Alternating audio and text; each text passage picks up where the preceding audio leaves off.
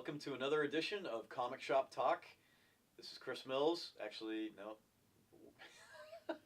No, you are Chris Mills. No, that's you. You are Chris. You're definitely Chris Mills. I am. I'm going to start that one over. Welcome to another edition of Comic Shop Talk. This is Chris Mills, your host, along with Phil Hamill in the middle. Whoa. Tyler on the end. Definitely not the end of Tyler. Thanks, Dad. But anyway, never a dull moment. Never a dull moment. And here we are with the, I guess, an abbreviated edition. Very simple. We're going to do like one book. Streamline. Yes, we're going to do one Marvel, one DC, and one indie for you on this month's edition, I guess. Yeah. Since we're light a few of our members, and Ken Lee, who is really our main man in comics, is not here, and we don't want to steal his thunder for next month and talk about some of the other really big books that are out there. So we're going to avoid some of those topics, but we do have some pretty cool stuff to share with you. We're going to lead it off with Captain America, the relaunch. Last month we went over a litany of Marvel titles. Actually, Phil right now is displaying to you the San Diego Comic-Con variant edition of this book. It's really cool because what they do is they just like not color it in. That's right. So it's like the lazy version. It's more artsy. So yes. But for real, this is actually a really fun read. I mean, I'm not super big into Captain America, but you know, I read this one and I had a lot of fun with it. It brings you right into the action. Like it really does. It does. And you know, before we get into it, I just want to say that we actually paid attention to a lot of Marvel titles last month. Yes. But we neglected to really get into Captain America. So, I mean, we hit Thor, we hit Venom, we did the relaunch of Hulk and Iron Man. Iron Man, and also talked a little bit of Champions as well as X-Men Gold. So we really kind of hit all around some of the big guns of the Marvel world and did not really talk any Steve Rogers. You know, so what has Steve Rogers been up to since Hydra Nation? He's been trying to repair his name. Repair his name, yes. Repair his legacy. His name was definitely dragged through the mud by his other. Yeah. So, in terms of where Captain America himself starts in his launch, relaunch, I should say, there is a terrorist attack in America, like Washington, D.C.? in D.C. basically, where you have a bunch of Duke Nukem-looking soldiers with American flags painted on their face shooting up other Americans, just civilians, like unarmed civilians. They're clones of a character named Nuke, actually. Yeah. Really? Yeah, so Duke Nukem, Nuke, yeah. Yeah. They might be cousins. I don't know. If one of them's chewing bubblegum in a later edition, I will be convinced that they're just the same character. Just putting that out there, guys. But yeah, these clones of Nuke are shooting up, innocent civilians, and Captain America is, doing what Captain America does, defending the innocent in the name of the red, white, and blue. That's right. And these clones are challenging him, like, you're not a real American hero. You're nobody. Like, you're not worthy of carrying that shield and wearing that suit. That's right. You fought for Hydra, and our boys died fighting Hydra. That's one of the that's the big thing they keep harping on. Although I'm confused as to why they're attacking civilians. Maybe because civilians kind of rolled over and allowed Hydra to take over, didn't really resist. Because, maybe some of the citizens are still actually have Hydra sympathies. Yeah, a lot of Hydra sympathizers left in. Yeah, we do see that in a couple of the comics. And I think it was in issue 2 we see that, where like civilians in America are, chanting "Hail Hydra." Mm-hmm.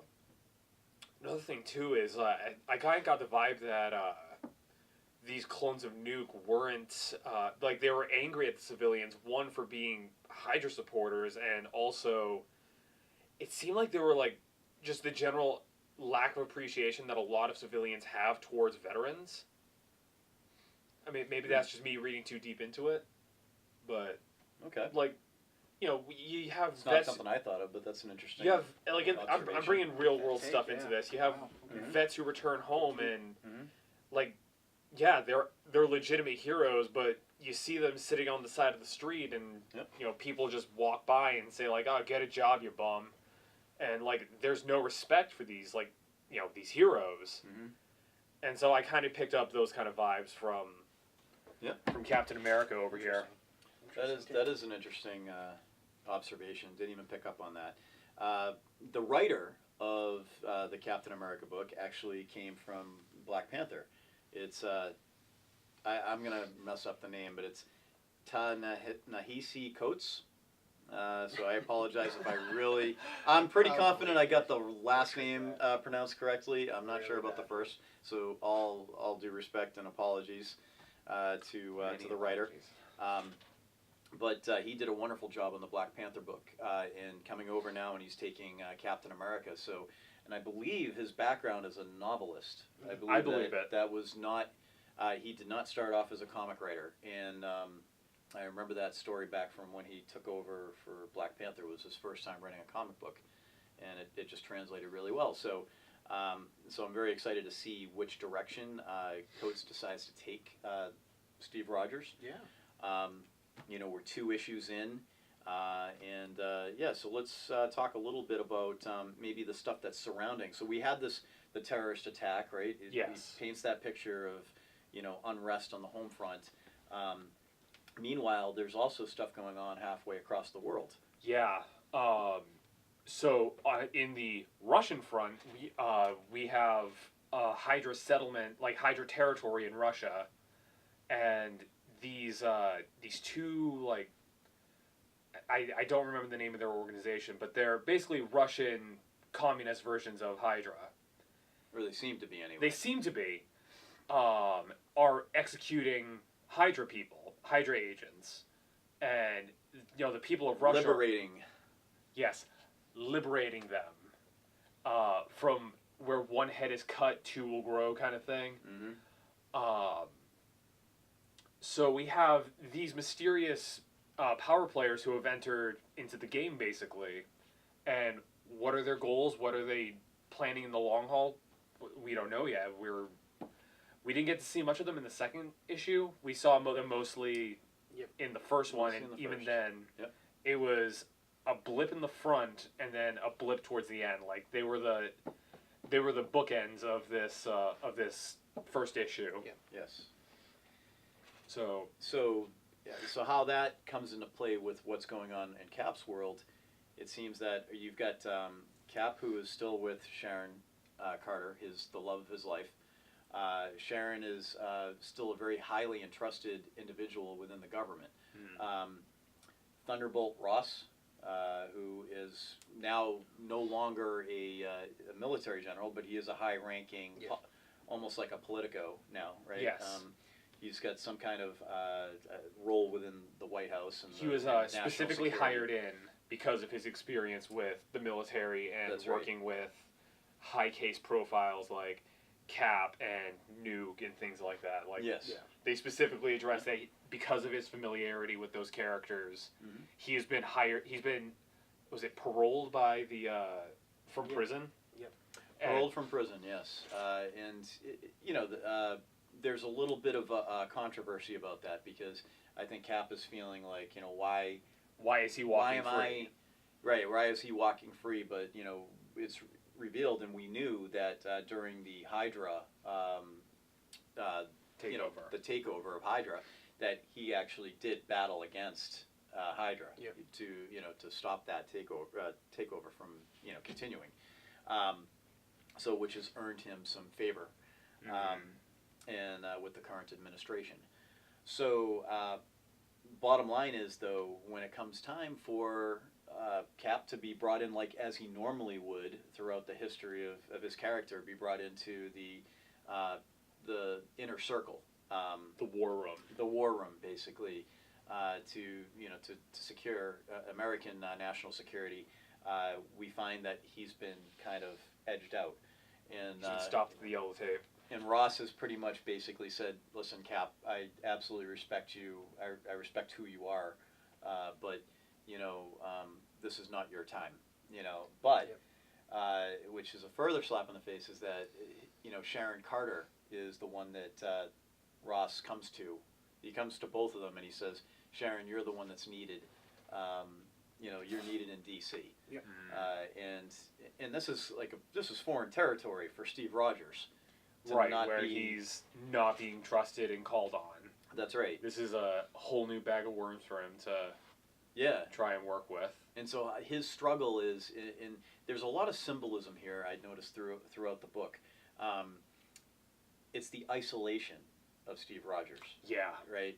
You feel it. It's palpable. It's, the only person that supposedly has his back, and he even questions that.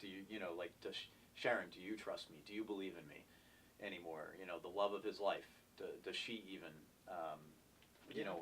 basically, will she advocate for him? And she's now off on, secret missions and stuff like that. She's basically out of the house and leaving him alone. Leaving him alone. I mean, there's even a scene where he's training.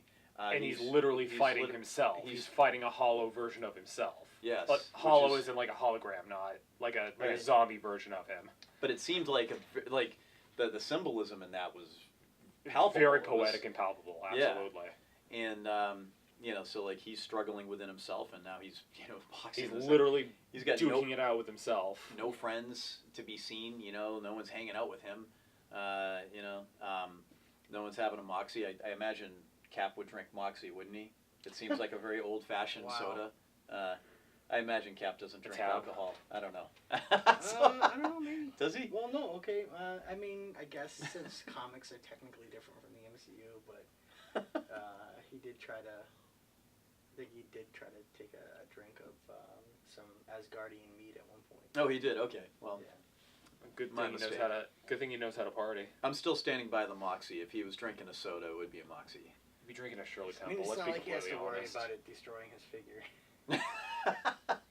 Guys, he'd be drinking That's Shirley true. Temples. Let's not That's even true. mince words. If I could just take Shirley a little Temples. Super Soldier, It would be a serum Roy to Rogers shed for some him. pounds, A Roy yeah. Rogers. Roy Rogers, not a Shirley Temple. Yeah. Sharon would have the Shirley Temple. Yes. Anyway, but we find at the by the end of issue number 2, we have a little bit of insight. Now, there's been some other books that have been released lately called Wakanda Forever. Yep. Yes. And so we're getting a little tease that maybe Cap isn't really alone after all. Yeah, Because he's got. it seems like he's got Wakanda is coming to him for some reason. They're appearing to him, and flashed behind the Wakandans are these images of these individuals We have who we know to be some of whom we know to be villainous in nature. Yes. Others that we highly suspect are. And I'm gonna show. I don't know if you guys can see the image. Buy the comic. You'll see the whole thing. Maybe even in post-production, the production guy, whoever that is, I don't know. He's probably some loser. It's over there somewhere. Hey, what are you doing over there? I'm watching you, mister. Maybe we'll get a nice A nice high-res image, maybe. A high-res image. But yeah. what some of the figures that we see in the background, not the people from Wakanda, these almost like holographic imagery. We have the one of the Hydra people, one of the Hydra ladies, Communist Hydra. The anti-Hydras. Yep. Right. Is Bald that Fisk? a bald figure I don't quite recognize. 2 bald figures. 2 bald figures. One of them. He kind of looks like John Goodman. Like, come on. Guy, could you imagine that in the next Spider-Man movie? Like, Kingpin is played by John Goodman. Like, just go to John Goodman's house and take a picture, like, right after you take, like, his dinner from him. And that's it right there. And he's just right there. That's the face. Anyway, It's the mouth. unknown bald man. We have the Kingpin in here. That's the center, At like... least he looks like Kingpin. He looks like Yeah, Kingpin. I'm I'm thinking it's Kingpin. Fisk, yeah. And then Which we is- have Nuke. Which is a good bet, because Kingpin right now is mayor of New York City in the current storylines. And, and he's obviously, his motives are very questionable. Always suspect. Always suspect the Kingpin. And like I said, Nuke is also on Duke there. Nukem? Yes, Duke Nukem. He's still. He's still in the hologram, Bob. That's But Wolverine. he's I'm got sorry. so many clones, you know, like, I guess he's still a threat. So, according to the Wakandans, at least that's what we presume. Yeah. So I think we'll get a Wakanda Forever Captain America issue next, is what I'm guessing. Yeah, actually, I think I saw a preview for something in Yeah. that regards. Yeah, Yes. because it looks like And a Captain America annual as well. Captain America Annual #1 and then Captain America 3 Yep. are coming up next month, or not next month, soon. So we get a whole lot of Cap coming out here, and Yay. you know, so Coates, good on you for the first 2 issues so far. We're enjoying it. Absolutely. And even Tyler, who's not the biggest Cap fan, Not seems a to big Cap be fan. at least, you know, moderately. Yeah, I mean, okay with it's, it, it's pretty cool to see Cap like out of his element. Yeah. Makes me feel very happy.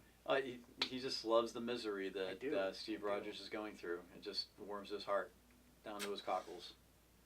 Let's leave his cockles out of this. So And so on that, yeah, we're uh, gonna move right along and head into the DC universe for a little dark journey. so we have Justice League Dark #1. Yep. And, you know, there's the New Justice. New Justice. New Justice. And yeah, this one, I'm not the biggest DC fan myself, but I was thoroughly entertained while reading this. Like, it was really good, guys. So why was it so good? Can we give maybe a little bit of a setup here of like Okay, who is Justice League Dark? so Justice League Dark, this particular issue starts with Zatanna doing what she does best, magic. And in the middle of a magic show, something goes horribly, horribly wrong. She's like pulling a rabbit out of her hat, and the rabbit is dead and bleeding out of her hat. Freaky imagery in of itself. And as best as I can describe it, a Lovecraftian nightmare starts emerging out of her hat. It's just tentacles with mouths and eyes, and they're just screaming. Oh, that's gross. Yep. And Some nasty stuff here. oh, it's horrifying. Yep. And I'm gonna try and find another picture so I can show you guys this horrific nightmare imagery. And it's revealed through Zatanna and Wonder Woman talking that something is going wrong with magic. They're not sure entirely what it is, but Wonder Woman is investigating this, and she's trying to get people who know about magic to help her. And everyone's just, no, I'm going to do my own thing. It's almost like the magic community is reflexively pushing back against the superhero community from coming in and trying to solve their problems. Right. So, So Zatanna and Wonder Woman go their separate ways, and we get a nice little cameo from Constantine. He comes in to kind of give his 2 cents about the dilemma with magic, and I forget exactly what he said. All that. Well, yeah, hold on. He thinks that things are going to change, but he's not too worried about it because he's always been able to adapt to change. yes. And he asks Zatanna if she can, and that's the end of their interaction together. I mean, Yeah, they seem to not really. they don't get along she, very well. She does not really like Constantine, clearly, from the opening of the interaction. But She called him a piece of crap. Yeah, because I think she blames him for the death of her father, Yeah. which is a story I didn't read, but we got a little bit of a synopsis, I suppose, Yeah. of what might have happened. But yeah, so we'll leave that for you to read yourselves. So she ends up heading into. Yes, Wonder Woman goes to the Oblivion Bar, a pocket dimension where magic users can basically go and rest, and it's a bar. They can go and relax. And so Wonder This is Woman like screams like I feel like I read this in like a Doctor Strange book just recently. You know, maybe Yeah. you did. Well, they had the Last Days of Magic storyline. I'm not going to distract from that. I'll talk about that afterward. But go ahead, keep going. So Keep going. Wonder Woman and Detective Chimp are actually talking and kind of hitting it off. Like they're talking about their problems and these these mysterious murders that are happening associated with magic. These like, people are dying, and there's like Who's Detective Chimp, by the way? Detective Chimp. Well, he's a Silver Age comic character. They're And bringing back old school they're characters. they're bringing back a lot of old school stuff this time around, which is always nice to see. Yeah. But if I'm remembering correctly, Detective Chimp was just a hyper intelligent chimp, loosely tied with magic. He did in the Silver Age stuff. He did a lot of stuff with Batman, who back then was, instead of just throwing punches, was also a legitimate detective. Does he also go by the name of Prime Ape? I thought Prime Ape was a villain. Isn't Prime Ape a gorilla? Is that a real name? I thought he came up with that. I thought it was being all clever. No, Prime Ape is Prime Ape. was Transformers Beast Wars. Oh, really? Yeah. When Oh, Optimus come Prime, on. instead of being I'm so unoriginal. All right. but that was also super obscure. I'm pretty sure you didn't Ooh. watch Beast Wars. I did not. But Optimus Prime was a gorilla. That's why Okay. it was called Prime Ape. So long story short, with Detective Chimp and Wonder Woman, Mhm. Detective Chimp wants to look at these dead bodies because he might not know much about magic, but it's still a murder, and he is a detective, so he's gonna go take a look at these bodies. And she'll take what she can get at this point, since Absolutely. no one else in She's- the magic community is helping her. She's scraping the bottom of the barrel in this. And they go to a special hall at the bottom of the Justice League Tower, basically, the Hall of Justice, where Man-Bat is down there doing autopsies on these dead bodies. And Because the team has a headquarters, even though there's really no team at this point.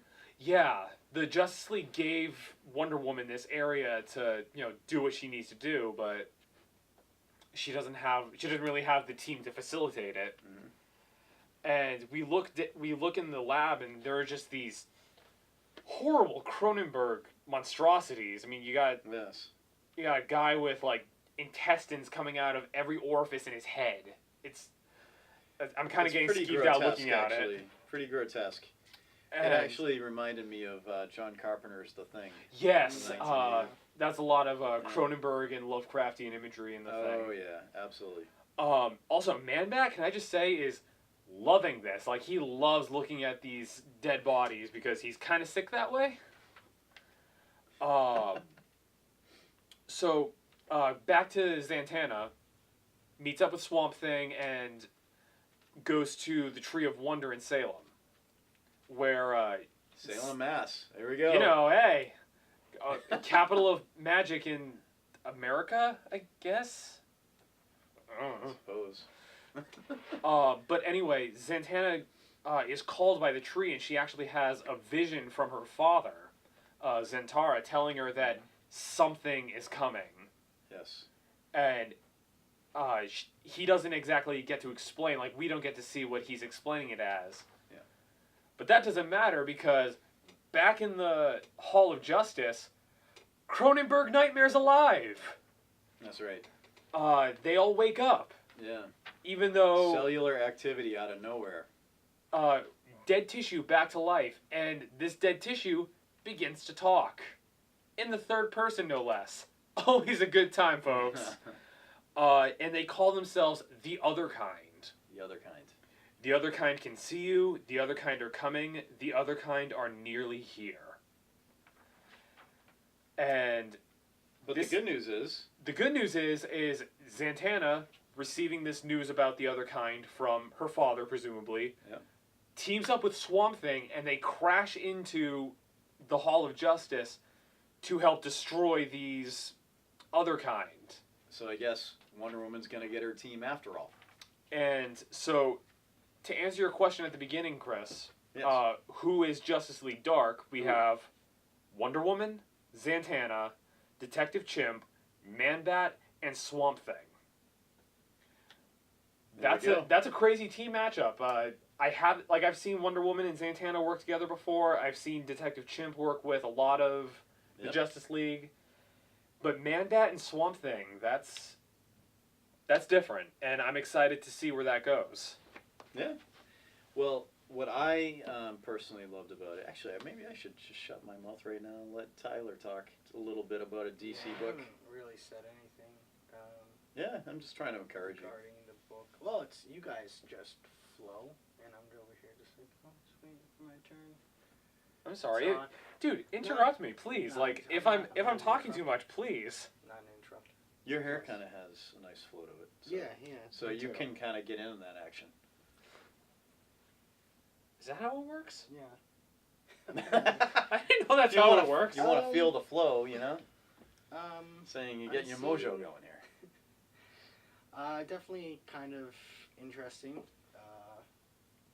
The whole premise of the storyline.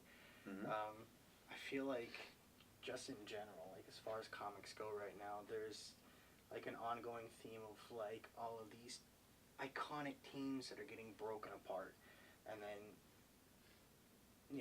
bad guys and good guys working together against other mysterious universal forces that are deemed not good for the world. Mhm. So this is DC's take on, or at least one take on this type of struggle. And it's definitely interesting to have Wonder Woman leading this charge, and the fact that no one else really wants to get involved and figure out what's going on here, because regardless of what the cause is, people are dying, Hmm. and you would think there'd be a stronger sense of justice. So I think she does make mention in the story about how, while she's not an expert on magic, she does have experience with it. Yeah. Yes. Because she Yeah. was born in a place where magic. Yeah. It's just inherently a part of life. Yes. So in that regard, maybe that makes her the most logical fit amongst the Justice the League. Justice League Yeah. characters that we know. She's the one best suited for this task. That's right. But she needs a team of her own to really get the ball rolling on this. Exactly. What I liked about it is, I'm a huge fan of 1970s era. Like DC did a lot of these, like House of Ghosts, I believe. They did a lot of like horror comics back Oh, in absolutely. the day, and did them so well. And here we have them kind of almost delving back into that a bit.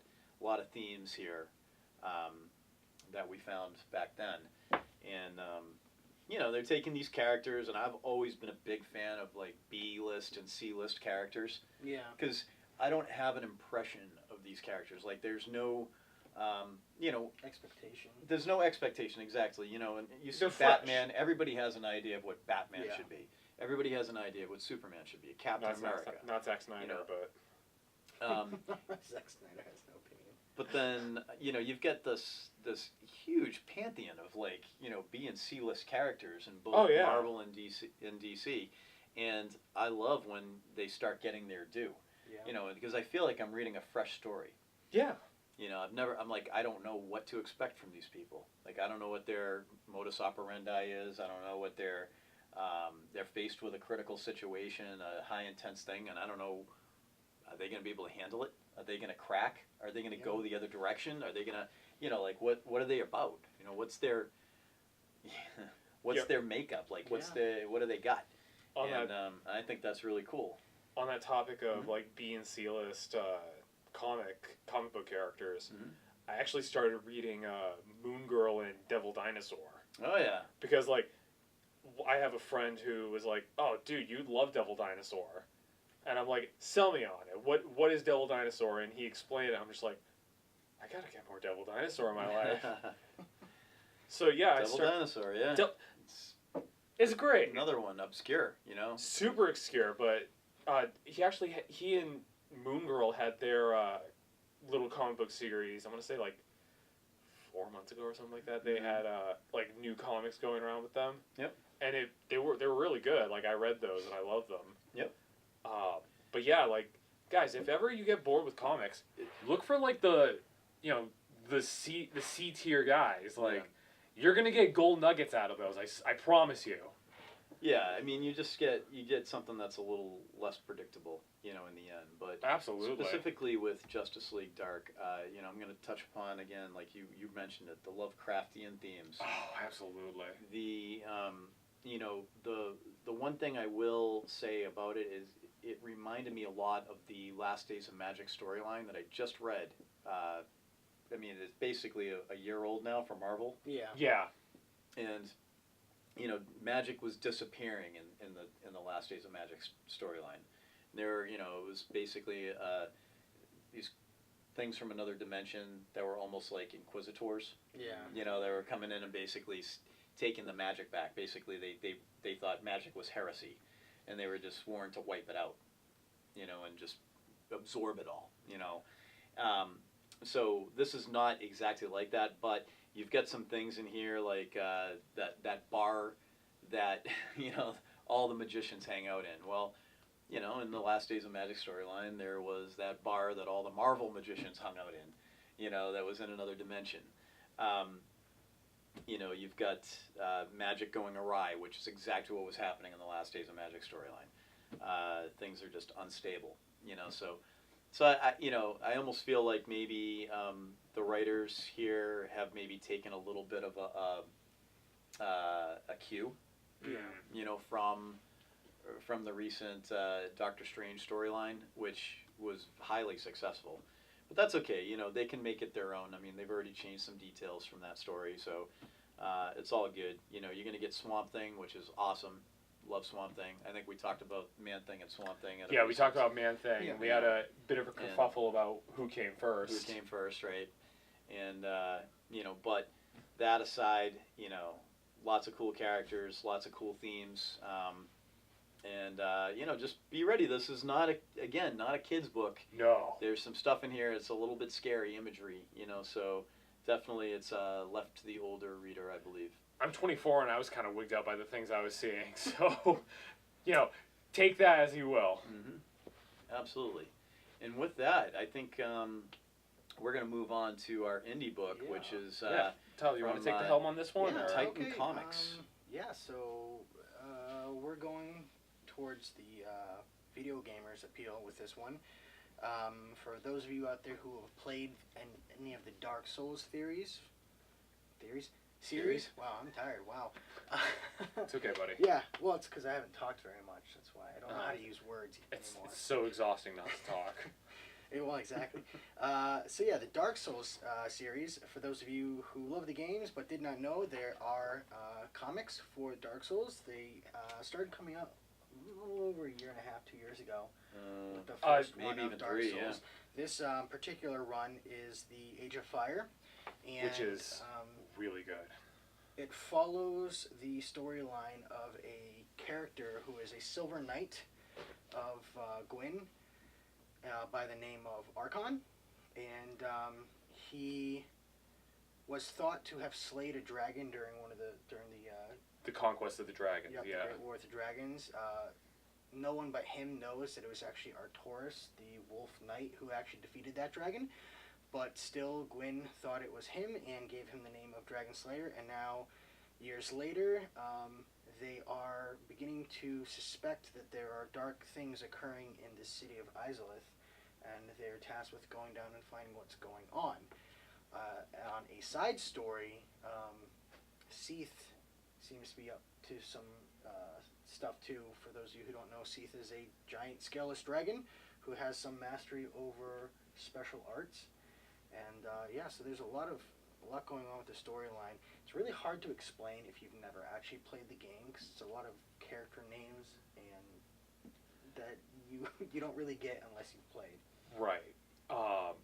Another thing too is because a lot of Dark Souls lore is left ambiguous. This is very much an original story and concept with characters that ordinarily wouldn't have names, like Archon. Yeah. Like, if you saw Archon in the game, you wouldn't know who You would he was. be able to. It would just be another random Silver Knight that you would fight in the game. Exactly.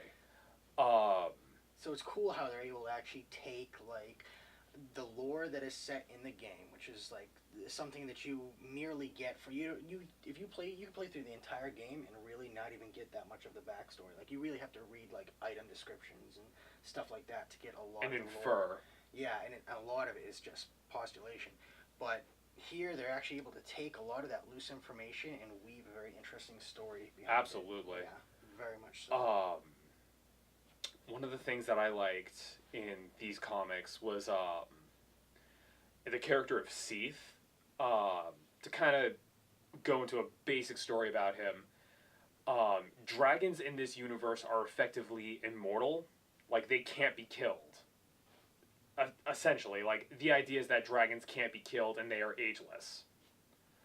Seath, on the other hand, is mutated in a way that he, one, does not have scales which prevent him from getting hurt, and his life is not everlasting. So he's, again, massive spoilers for Dark Souls, this game that came out, what, If you haven't 6-8 years ago? played this game yet, then you probably have no interest in it. Have no interest in the comics. So, it's an awesome game series. Seath betrayed the dragons to Gwyn. He betrayed their secret. They're weak to lightning. Yeah.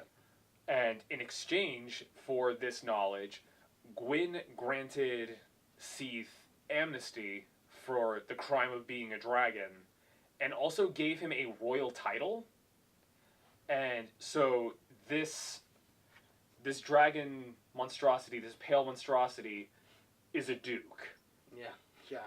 And his driving quest is to achieve immortality through magic. Like, that's what his deal is. He's the father of sorcery, which we see in the comic, like, him actually, like, perfecting sorcery. Yeah. Which I thought was very interesting, because sorcerers in the game are kind of broken and stupid. Yeah, definitely. But it's interesting the way that, like, you see in the comic, even his own High Channeler infers to him, like, oh, well, I heard that there's some sort of sorcery concocted down in the city of Izalith, and Seath almost takes offense to this. Like, oh, you think we're connected just because I'm a master of sorcery, and now rumors are beginning to occur? He's like, this has nothing to do with me. Those are your Why waste my concerns. time? Like, Yeah. despite the fact that he betrayed the dragons, he still has that draconic arrogance, and I like how that's portrayed through his character. Like, this is beneath me. Don't waste my time with this. Let me focus on my work. And he basically shoos his channeler away. Yeah, so this is, the Dark Souls comics is an excellent way to kind of give a different take on the events that occurred largely prior to the actual game of Dark Souls itself. Absolutely. Again, you get to see characters like the Lord Gwyn, who is still sitting on the throne instead of sealed away inside the kiln. You get to see actual character to these enemies that are otherwise just faceless, nameless Yes, enemies to fight.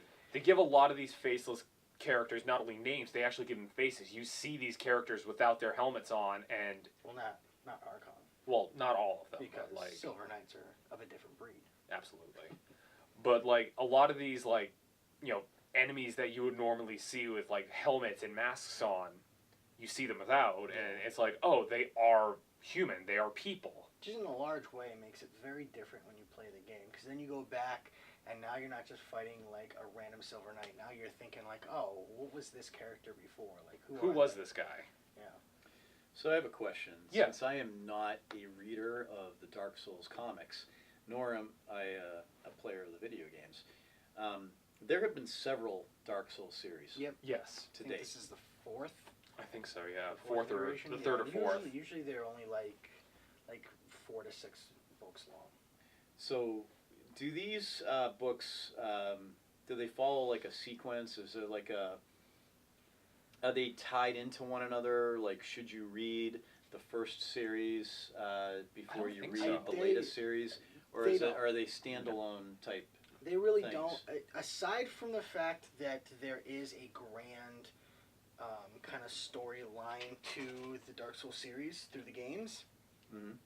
this is kind of like if you took the whole series of the game, you say, all right, we're going to take this section of the timeline out, we're going to make a story here, and then we're going to take this section out. And yeah, they'll cross-reference and stuff every now and again, but they really don't have any impact on each other. In the on grand the grander scheme.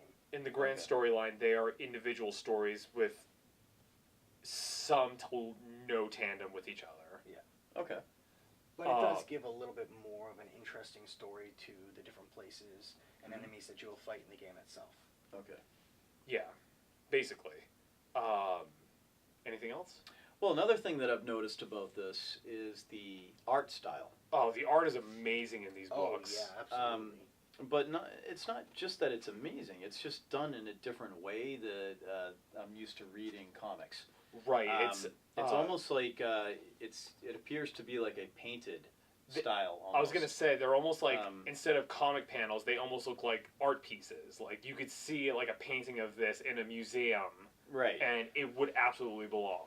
Yeah, and I feel like in a very large way that's almost reminiscent of like the kind of feel that you get from the games. Like that's our guy Archon right there, like walking through fire, and it looks amazing. And I mean, just that particular issue there has one of the most intricate covers. Yeah, like this. I'll probably full screen this image so that everyone can like really see the details. But there's a lot of stuff going on this cover. Mm-hmm. You got. Has there been the same artist on all of the different series? Or have they brought in different? I don't think so. No, they've jumped around a couple of different writers and artists series. But is the art style similar in? Somewhat. I feel It's in atmosphere, yes, because part of Dark Souls is this kind of like very shadowy, very dark with very bright fire and like blood soaked, and it's there's really no light side to Dark Souls. Yeah, hence the name Dark Souls. But even within the games, you're painted this very kind of like dark solemn, like lifeless world that people are still trying to strive within, and that's very reminiscent of what we get for the art of pretty much every one of the books. Even when you do have like a blue sky, the sun's out and everything, there's still a dark presence to it. There's ever a sense of ominous dread looming around you in the games, and you kind of feel that through in the comics as well. The world is starting to wither away. It's always a world teetering on the edge of ultimate ruin. Basically, it's fantasy cliches out the wazoo, but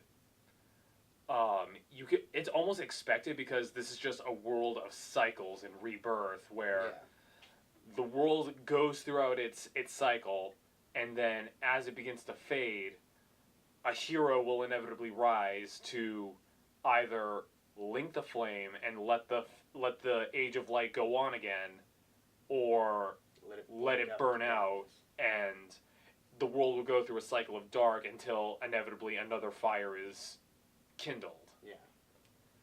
No, so you have from the game, you have a very real sense of some of who these characters are supposed to be, so you have some backstory, but then there's also, it gives a voice to a lot of characters. So you'd recommend for these sure.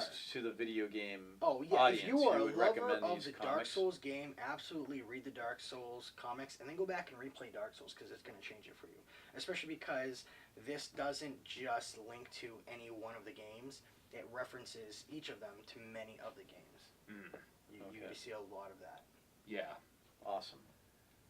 And with that, I think we've covered everything this month. I think we have. So we apologize for the lack of variety in our talk this month, but we felt we wanted to give you a little bit more in depth on each one of these topics that we did come up with this month. And next month we'll be back to I think the normal.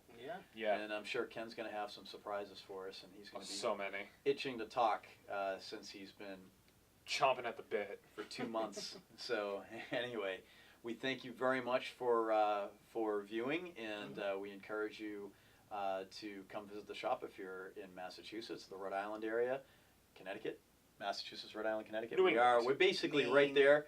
So South Carolina, Arizona, really just Detroit. That's right. You're just a short jaunt away. So come visit us in the shop. We can talk more about this stuff, and certainly check out our blogs and check out our Facebook page. We really appreciate it, and until next time.